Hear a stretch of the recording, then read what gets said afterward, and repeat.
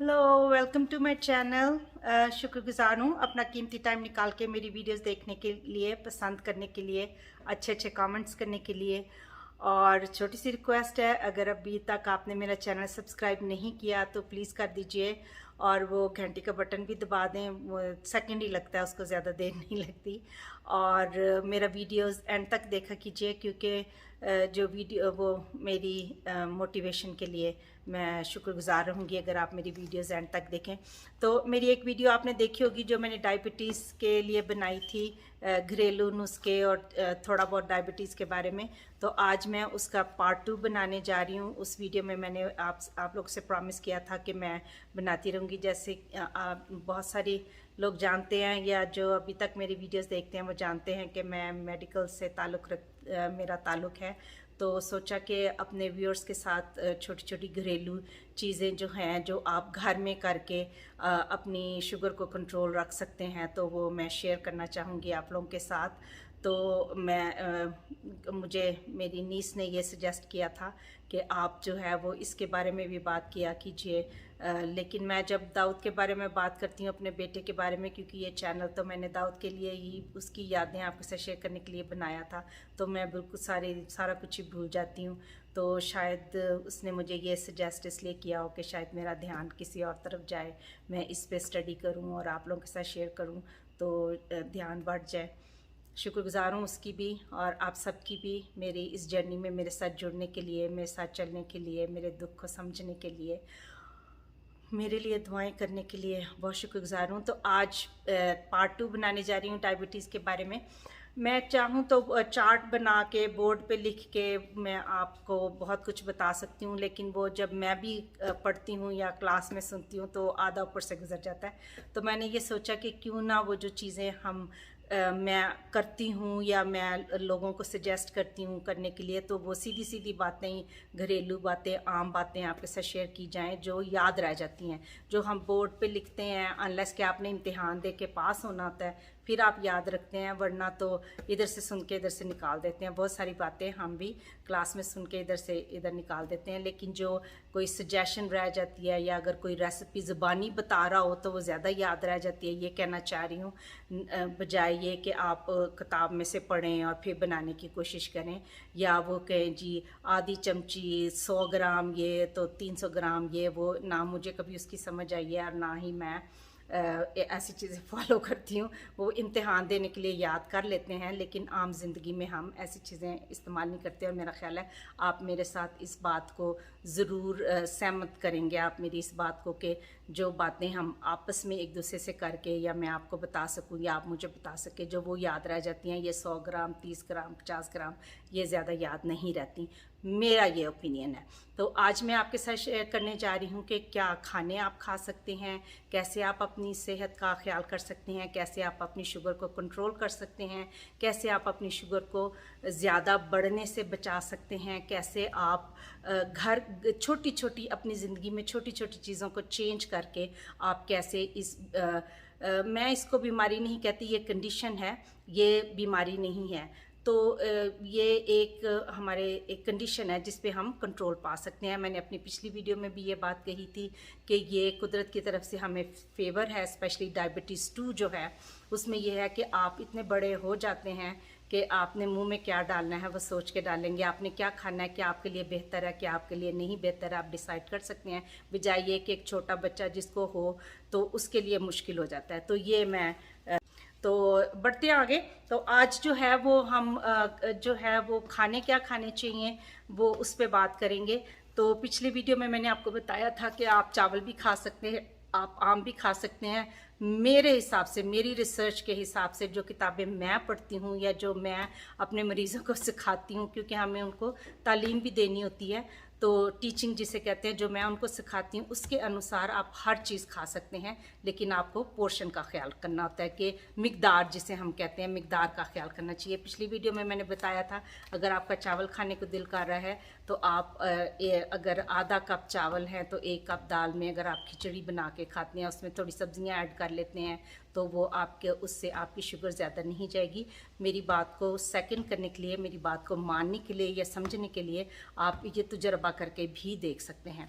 तो आज जो खाने की चीज़ें मैं आपसे शेयर करने जाऊंगी, जो फूड आप खा सकते हैं कि आपकी शुगर कंट्रोल रहेगी, ज़्यादा नहीं बढ़ेगी या आपकी हेल्प करेगी, आपकी सेहत में भी हेल्प करेगी और दूसरी चीज़ों में भी हेल्प करेगी। उसमें सबसे पहली जो चीज़ आती है वो है बीन्स, जिसे हम दाल कहेंगे, चने कहेंगे। उसमें सबसे ऊपर जो चीज़ जाती है, जो अमेरिकन सिस्टम में गिना जाता है, वो लोबिया की दाल और रेड किडनी बीन्स जो होते हैं, वाइट किडनी बीन्स और रेड किडनी बीन्स, उसको वो बहुत ज़्यादा वो तरजीह देते हैं इस बात को। वो कहते हैं सैलड में बना के खाओ, पका के खाओ, सूप बनाओ, जैसे भी आप खा सकते हो वो खाओ। डायबिटीज़ वाले लोगों को हम कहते हैं, उससे शुगर जो है वो बहुत ज़्यादा कंट्रोल रहती है और उसमें फ़ाइबर बहुत ज़्यादा होता है। तो फाइबर जो है मैं बताती चलूँ अपनी ज़बान में, तो जो साबुत मसूर की दाल होती है, जिसको मैं ब्राउन दाल कहती हूँ हमारे घर में, वो बहुत पकती है, बच्चों को भी बहुत पसंद है और मुझे ख़ुद भी वो बहुत पसंद है। तो वो वाली दाल में सबसे ज़्यादा फाइबर जो है वो उसमें पाया जाता है। तो अगर आप वो हफ्ते में 1-2 दफ़ा खाते हैं तो उसके साथ उबले हुए चावल तो बहुत ही अच्छे लगते हैं। अगर उबाल के खाएंगे तो स्टार्च उसमें से निकल जाएगा, तो वो और आपको फ़ायदा देगा। और अगर आप 1 कप दाल लेते हैं, उसमें 2-3 चम्मच चावल मिक्स कर लेते हैं, उबले हुए चावल, तो आपका चावलों का भी शौक पूरा हो जाएगा और जो है दाल है वो आपकी शुगर को बहुत अच्छे से कंट्रोल रखेगी और उसमें फ़ाइबर बहुत ज़्यादा है। डायबिटीज़ के जो लोग हैं, डायबिटिक जो लोग हैं, जिनको शुगर है, उनको अपने फ़ाइबर का बहुत ख्याल रखना चाहिए, क्योंकि जो फ़ाइबर है वो जो है शुगर को लेवल में रखने की रख सकता है। I don't know how to say in Urdu. तो जो है वो जो किडनी बीन्स, जिसको हम किडनी बीन्स कहते हैं, लोबिया, वो भी बहुत अच्छा है। जो रेड कलर का होता है, जो वाइट कलर का होता है, वो दोनों ही बहुत अच्छे हैं। आप वो अगली चीज़ पे चलते हैं। हर किस्म की बेरीज, जो से ब्लूबेरी, रास्पबेरी, स्ट्रॉबेरीज, ब्लैकबेरीज, अगर आपके यहाँ मिलती हैं तो आप उनको ज़रूर इस्तेमाल करें। जितना ज़्यादा इस्तेमाल कर सकते हैं, उसकी स्मूदी भी बना सकते हैं। मैं स्मूदी इस तरह बनाती हूँ कि सुबह नाश्ते में मैं वो बेरीज़ का, इधर 3 बेरीज़ का पैकेट मिलता है, तो उसको ग्राइंडर में डाला, उसको घुमाया और उसमें मैं थोड़े से आधा चम्मच चिया सीड और आधा चम्मच फ्लैक्स सीड डालती हूँ। आगे जाके मैं फ्लैक्स सीड के बारे में भी बात करूँगी, जिसको आप अलसी के दाने कहते हैं, और वो भी डायबिटीज़ वालों के लिए बहुत अच्छे हैं। तो मैं उसकी स्मूदी बना के साथ ले जाती हूँ, तो फिर मेरा ब्रेकफास्ट और लंच वही होता है। तो वही मैं सारा दिन वही पीती रहती हूँ। और उसमें मैं इसी में ही आगे बताने जा रही हूँ, पर चूँकि अभी स्मूदी की बात हुई है तो चले मैं इसको भी साथ ही ऐड कर देती हूँ। उसमें मैं थोड़े से वॉलनट, अखरोट, 3-4 दाने अखरोट के डाल देती हूँ, 1-2 बादाम के डाल देती हूँ, 1-2 काजू के डाल देती हूँ। काजू मेरे घर में बहुत ज़्यादा आते हैं, क्योंकि आपको अब मैं हर वीडियो में शेयर करती हूँ कि मेरे बेटे को काजू बहुत पसंद होते थे, तो इसलिए काजू तो हमारे घर में होते ही होते हैं। तो वो मैं 3-4 दाने उसके भी डाल देती हूँ, तो वो एक अच्छी सी हेल्थी सी स्मूदी बन जाती है, जो मैं अपने साथ ले जाती हूँ। तो वो मैं सारा दिन उसको पीती रहती हूँ। तो पिछली दफ़ा जिक्र किया था कि मेरे बड़े भाई हैं, वो हमेशा कहते हैं कि मैंने मुंह में क्या डालना है, मैं पहले 10 दफ़ा सोचती हूँ, तो वो फिर मैं मुंह में नाश्ता मेरा वो होता है।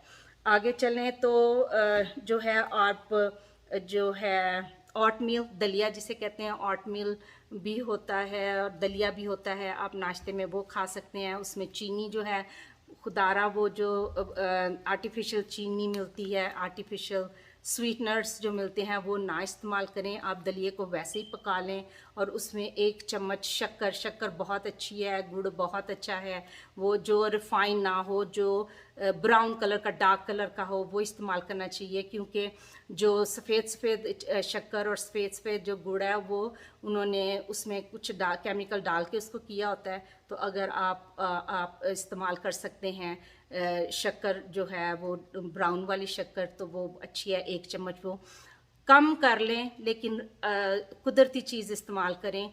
ये जो आर्टिफिशियल स्वीटनर्स हैं, ये किडनीज़ पे बहुत ज़्यादा इफ़ेक्ट करते हैं। इसलिए मैं बार बार ये बात सबको कहती हूँ, जो मेरे यहाँ मरीज़ हैं या जो प्रेग्नेंट वूमेन है, जब उनको टीचिंग करती हूँ मैं, तो उनको भी यही कहती हूँ कि ना कम कर लें, लेकिन नेचुरल इस्तेमाल करें। जो आर्टिफिशियल है उसको इस्तेमाल ना करें, किडनीज़ पे बहुत ज़्यादा उसका इफ़ेक्ट होता है।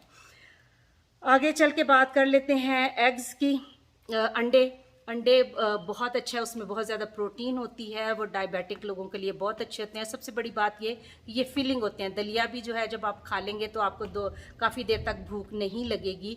उससे ये होगा आपकी ब्लड शुगर लेवल भी कंट्रोल रहेगी, आपका वज़न भी बेहतर रहेगा, आपका जो है वो भूख आपको कम लगेगी, आपका पेट ज़्यादा देर तक भरा रहेगा। और उसमें फाइबर भी होता है जो शुगर को कंट्रोल करने में बहुत ज़्यादा मदद देता है।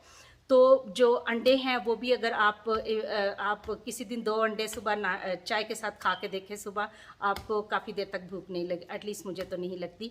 लेकिन बहुत सारे लोगों पिछले काफ़ी 8 कुछ साल पहले ये बहुत शोर उठा था, यहाँ भी उठा था, हमने भी बहुत पढ़ा इस पे कि जो अंडे में कोलेस्ट्रॉल बहुत ज़्यादा होता है तो लोगों ने अंडे खाने छोड़ दिए थे। लेकिन अभी जो नई रिसर्च आई है उसके अनुसार ऐसा नहीं है, वो नेचुरल है, आप खा सकते हैं। लेकिन फिर भी अगर आपको कोई भी चीज़ आपके जहन में ऐसी है कि आप सोचते हैं कि मुझे नहीं खाना चाहिए, तो कोई बात नहीं, आप ना खाएं।